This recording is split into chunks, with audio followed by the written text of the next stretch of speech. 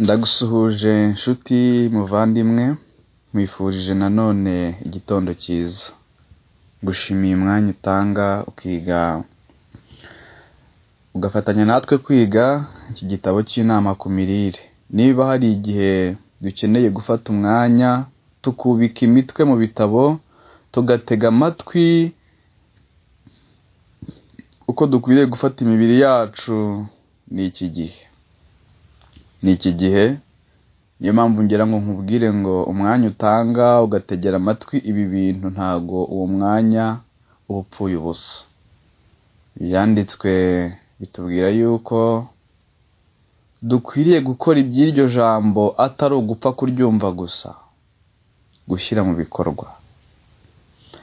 Rero tugeze mu gice cya 6 cy'igitabo inama ku mirire n'ibyo kurya, tugiye kugitangira uyu munsi. Igice kivuga ngo imirire itaboneye ni intandaro y'uburwayi. Mbese muri iki gihe hariho uburwayi, abantu se bapfa by'amanzaganya. Umuntu mukaba mwari kumwe mu gitondo ukumva ngo saa sita birarangiye. Urupfu turarugendana, n'impanuka zibaho. Nagiye numva kenshi abantu bavugira mu matwi yanjye ngo ibyo mwigira ngo ibi na biriya simbirya, ngo ko wanga kubirya se impanuka ikakugonga. Ikibazo ni iki? Umuntu uhitanywe n'impanuka ameze nk'umuntu wishyize mu mugozi akimanika? Oya rwose, n'urubanza rwabo imbere y'Imana si rumwe. Abantu rero dukwiriye gushyira hasi ibimeze nk'ubwiyahuzi, ahubwo tukiyegurira kuyoborwa na Kristo, tukiyegurira kubaho nk'uko Imana ibishaka. Uyu munsi tugiye kuvuga ku ngingo imwe ivuga ngo umurage wo gusigingira. Umurage wo gusigingira ni kuri paje 118 ku kagingo k'194. Umuntu yavuye mu biganza by'umuremyi we atunganye mu miterere no mu bwiza.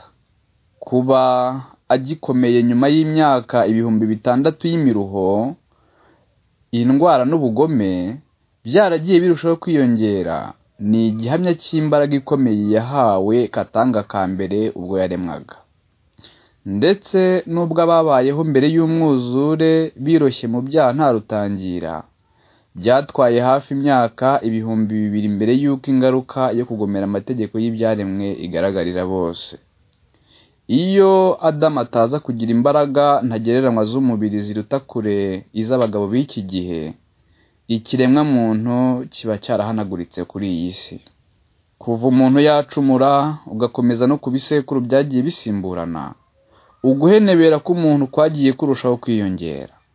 Indwara zagiye zisimburana ziva ku babyeyi zijya ku bana uko ibisekuruza bikurikirana, ndetse n'abana b'impinja bagahura n'imibabaro itewe n'ibyaha by'ababyeyi babo. Mose, umunyamateka wa mbere, aduha inkuru zuzuye z'imibereho n'imibanire y'abantu babayeho kuva kera mu mateka y'iyi si. Nyamara nta na hamwe mu nyandiko ze dusanga inkuru z'abana bavutse bafite ubumuga bw'ubuhumyi, kutumva, kuremara umubiri cyangwa kuba ari injiji. Nta na hamwe dusanga havuga iby'urupfu rusanzwe rw'uruhinja, umwana muto cyangwa uri mu kigero cy'urubyiruko. Inyandiko dusanga mu gitabo cy'Itangiriro zivuga iby'abapfuye ni iziteye zitya: iminsi yose Adamu yaramye ni imyaka 930 arapfa, cyangwa se 930. Iminsi yose Seti yaramye ni imyaka 912 arapfa. Naho ku bandi ibyanditswe bigira biti: yashaje neza, apfa ageze mu zabukuru aramye imyaka myinshi.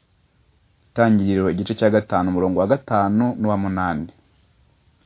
Byari ikintu kidasanzwe ko umwana apfa mbere y'umubyeyi we, ku buryo ikintu nk'icyo cyandikwa mu nyandiko ngo Harani apfira aho Tera se ari. Itangiriro 11 umurongo wa 28. Abakurambere babayeho guhera kuri Adamu ukageza kuri Nowa, usibye bake cyane, baramaga hafi imyaka 1000. Kuva icyo gihe rero icyagati cy'imyaka yo kurama cyagiye kigabanuka Ku gihe cyo kuza kwa Kristo ku isi, ubwoko muntu bwari bwarasigingiye cyane ku buryo yaba umuntu w'umusaza, uw'igikwerere n'umwana bazanirwaga umukiza bakuwe mu mijyi no mu biturage ngo abakize indwara zabo. Abantu benshi bakoraga imirimo y'imvune yuzuye imiruho itavugwa. Kugomera amategeko agenga umubiri hamwe n'ingaruka zabyo zo guhura n'imibabaro, gukenyuka, byari gikwira ku buryo abantu babonaga izi ngaruka nk'umugabane wagenewe umuntu. Ariko Imana ntiyaremeye umuntu kugira bene iyo mibereho y'intege nke.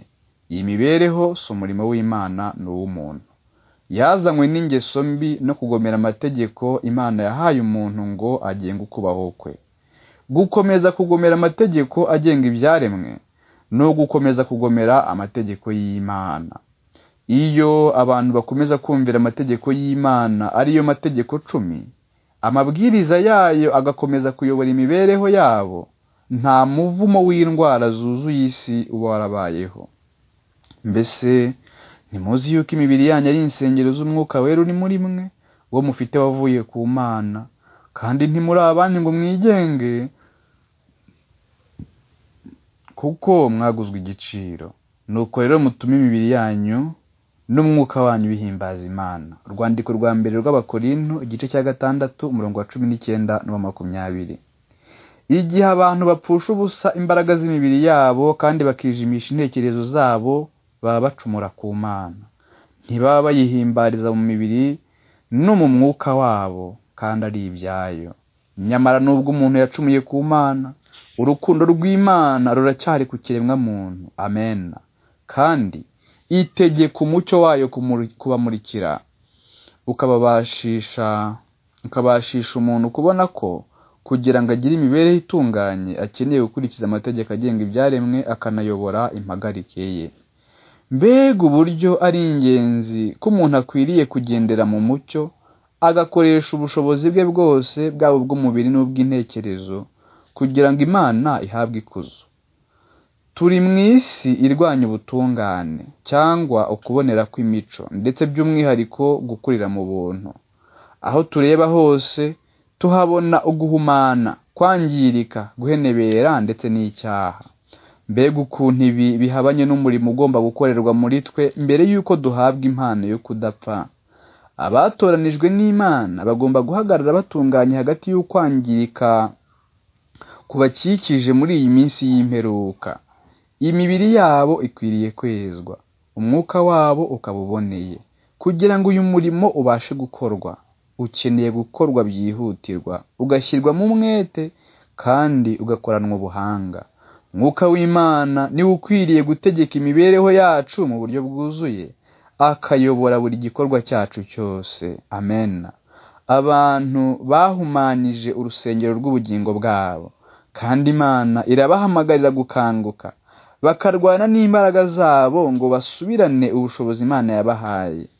Nta kindi cyabasha kwemeza no guhindura umutima w'umuntu usibye ubuntu bw'Imana. Ni ukuri rwose. Ubwo buntu bwonyine nibwo bushobora gucagagura iminyururu y'ubucakara bw'ababase. Mana, duha ubuntu bwawe.